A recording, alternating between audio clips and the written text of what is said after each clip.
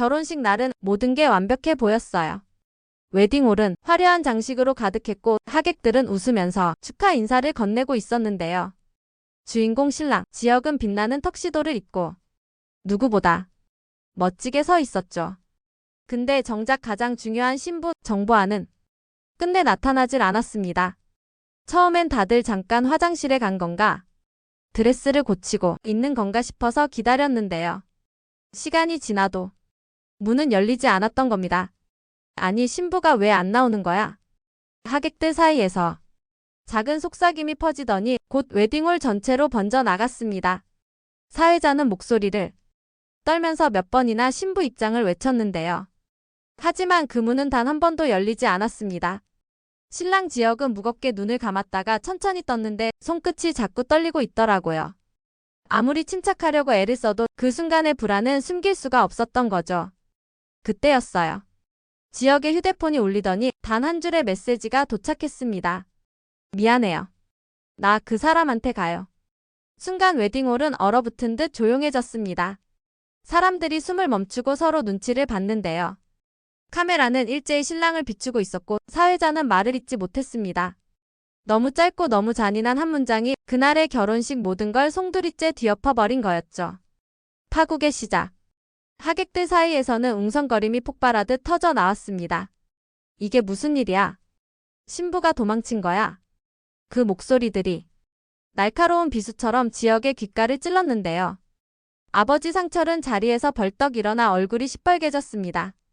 당장 아들을 향해 소리치고 싶은 마음이 굴뚝 같았지만 수많은 하객들 앞에서 참아야 했죠. 대신 옆에 앉아있던 다정에게 낮게 속삭이듯 말했습니다. 내가 뭘 했어? 사랑이 아니라 조건 때문에 한 결혼이라고 했잖아. 결국 이 꼴이잖아. 다정은 차마 대꾸하지 못하고 눈시울만 붉어지게 젖어들었는데요. 그녀의 시선은 떨리고 있는 아들의 손끝에 고정돼 있었습니다. 지혁은 휴대폰을 꽉 쥔 채로 아무 말도 하지 않았습니다. 울지도 않았고 분노하지도 않았고 해명도 하지 않았어요. 그저 모든 감정을 삼켜버린 채 무너지는 얼굴만 보일 뿐이었죠. 성재는 누구보다 빨리 친구를 살펴봤습니다. 평생을 함께해온 절친이었는데요. 지금 지혁의 얼굴은 처음 보는 낯선 얼굴이더라고요. 늘 자신감 넘치고 당당했던 그가 단 한순간에 무너져 내린 듯한 모습이었습니다. 성재의 가슴 한쪽엔 안쓰러움이 차올랐는데 또 다른 한쪽에는 참 복잡한 감정이 들끓었어요. 조건 보고 결혼을 하더니 결국 이렇게 끝나는 건가? 그 생각은 동정과 동시에 묘한 분노를 불러일으켰습니다. 은호의 진심. 한편 은호는 이미 지혁의 결혼 소식을 들었을 때부터 마음이 산산조각 나 있었습니다. 상대가 재벌가 딸이라는 이야기를 들었을 때 그녀는 결국 이렇게 말했거든요. 선배, 제가 어울리지 않는다던 게 결국 다 이거였어요. 사랑이 아니라 조건이었군요. 그때 지혁은 침묵으로만 답했는데요. 그 침묵이 오히려 은호를 더 절망하게 만들었죠. 그럼에도 은호는 결혼식 날 일부러 웨딩홀까지 왔습니다. 마지막으로 지혁의 얼굴을 보고 싶었던 거예요. 근데 하필 그 자리에서 신부가 도망쳤다는 소식을 들은 겁니다. 그 순간 은호의 가슴은 요동쳤습니다. 이게 운명일까? 아니면 누군가의 처절한 복수일까?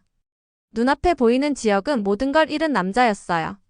조건을 택했지만 사랑도 체면도 미래도 다 잃어버린 모습이었죠. 은호의 눈에는 그게 너무 명확하게 보였습니다. 고성희의 계산. 그리고 이 혼란의 순간을 고성희가 놓칠 리가 없었는데요. 그녀는 다른 사람들과 달리 눈빛 속에 차가운 미소를 띠고 있었습니다. 신부가 도망간 이 파국이야말로 그녀가 기다리던 순간이었죠. 며칠 전 성희는 은호에게 접근해서 거액을 내밀었는데요. 재능 있는 사람은 기회가 필요하죠. 내가 그 기회를 줄게요. 이제 내 편에 서봐요. 은호는 처음엔 단호히 거절했지만 결국 강호의 빚과 집안 사정을 생각하면 선택의 여지가 없었습니다. 그렇게 은호는 성희의 손을 잡게 됐던 거죠. 성희는 그 순간부터 은호를 자기 판에서 쓸 수 있는 카드로 만들고 있었습니다. 결혼식 파행은 성희에겐 절호의 기회였습니다. 지혁은 한순간에 무너지고 은호는 성희 덕분에 새로운 기회를 얻고 있었거든요. 이제부터는 모든 판이 자기 손 안에 들어온다고 성희는 그렇게 확신했었더라고요. 추락과 상승.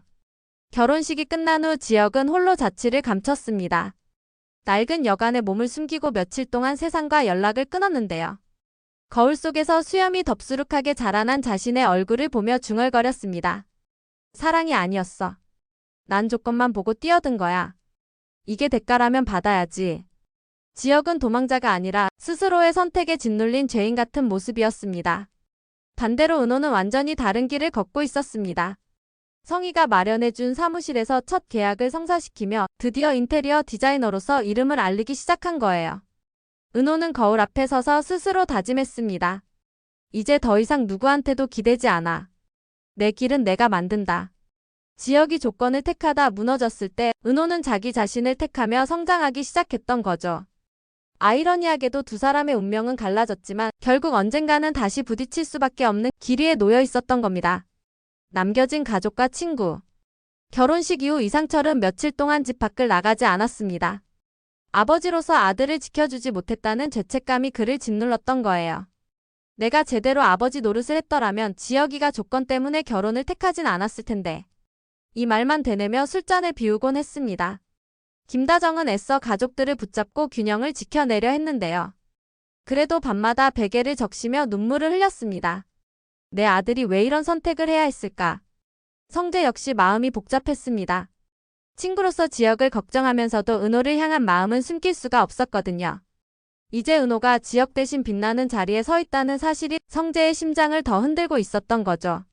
한편 그 모습을 바라보는 지혁은 또 한 번 무너지고 있었죠. 그가 가장 믿었던 친구 성재가 너마저 날 배신하는 거냐. 겉으로는 담담해 보였지만 지혁의 가슴 속에서는 그렇게 쓴 독백이 흘러나오고 있었습니다. 운명의 역전. 결국 6회의 끝은 아주 극명하게 대비될 것 같은데요. 조건을 선택한 지혁은 모든 걸 잃고 추락했고 자기 자신을 선택한 은호는 기회를 얻으면서 상승했습니다. 하지만 그게 완전한 단절은 아니었어요. 두 사람의 운명은 결국 다시 만나게 될 테니까요. 그리고 그때는 지금과 전혀 다른 자리에서 서로를 마주하게 되겠죠. 과연 무너진 지혁은 다시 일어설 수 있을까요? 그리고 성공을 거머쥔 은호는 그때 그를 어떤 눈으로 바라보게 될까요?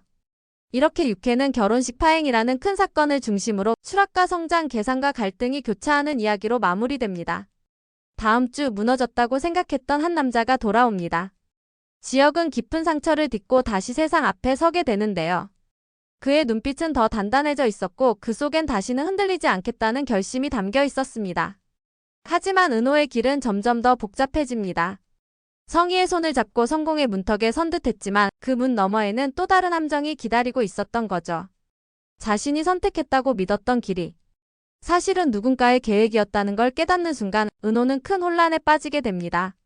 그리고 성재의 마음도 갈등을 넘어 폭발 직전까지 치닫게 되는데요. 친구와의 의리 그리고 은호를 향한 사랑 사이에서 그는 결국 어떤 선택을 하게 될까요? 파국 이후 더욱 깊어지는 갈등과 흔들리는 관계들. 화려한 날들 7회에서 그 진실이 드러날 것 같아요. 지금까지 다음 편을 미리 짚어보고 예고편 속 숨은 단서와 떡밥들을 알기 쉽게 풀어드리는 다음 주 드라마였습니다. 드라마를 더 깊고 재미있게 즐기고 싶으시다면 자주 놀러오세요. 구독과 좋아요는 채널에 큰 힘이 됩니다.